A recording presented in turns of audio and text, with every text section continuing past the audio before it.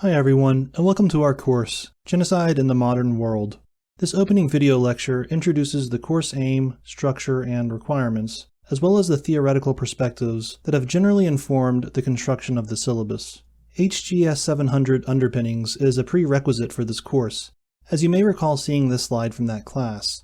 Both courses examine the etiology of genocide, but from different perspectives.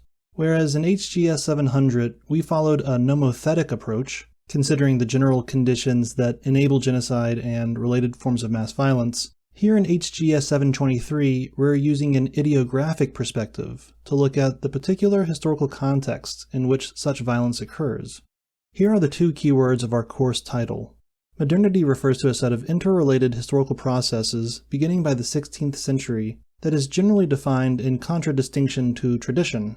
Additionally, I understand the keyword world not just in a literal geographic sense, but also in terms of its social, cultural, and symbolic dimensions as well.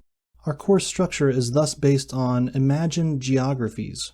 You see here how the 8 weekly modules organize the global history of genocide into distinct geopolitical zones of mass violence. Each week will cover a number of cases, some big, some small. There will even be cases that, if one prefers, may be classified as near or sub-genocidal violence. That is to say, a particular event, process, or relationship of mass violence that doesn't necessarily cross the threshold of whatever's deemed to be worthy enough to count as genocide, per se.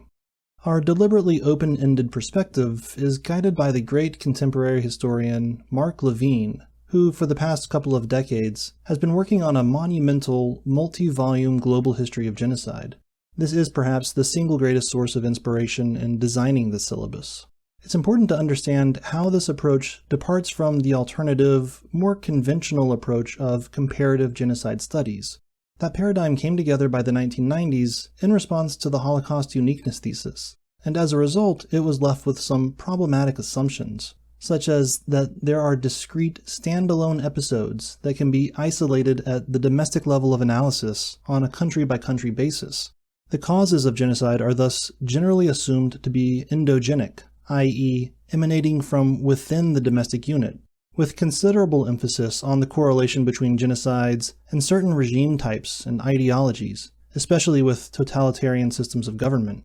Finally, the universe of cases in the conventional comparative genocide studies paradigm is relatively small, with a narrow focus on bigger, more bona fide cases of genocide, like Armenia and Rwanda, which are further assumed to be relatively rare occurrences, perhaps even aberrations in the otherwise progressive civilizing process of the West.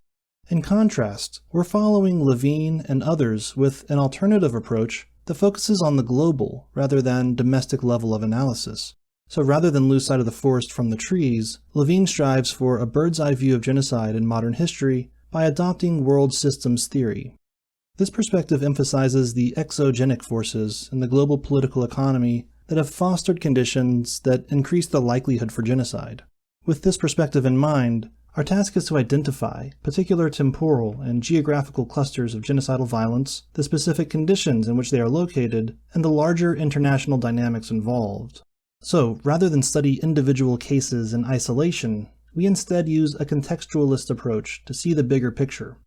Now, I'll come back to this slide periodically over the course of the semester, but let me briefly paraphrase this excerpt in relation to this image. So imagine the big cases of genocide, the Holocaust, Armenia, Rwanda, etc. Imagine they're like these mountain peaks. So they were these enormous episodes of mass violence that erupted out of larger, more structural crises generated by the ever-shifting dynamics of the global system. Now, they are exceptional, especially in terms of scale, but rather than simply compare these exceptional cases in isolation, our goal is to survey or map out the broader terrain to see how these big cases of genocide fit into larger contexts that include smaller genocides or genocidal-like cases. Basically, when it comes to the history of modern genocides and mass violence, there's a lot going on beneath the cloud lines that we need to consider. Okay, with our course description out of the way, let's turn to the requirements. Here are the 3 assignments that are part of our weekly discussion forum. All of this is elaborated in the syllabus, but I do want to reiterate that you all need to email me your preferences for the leadership assignment.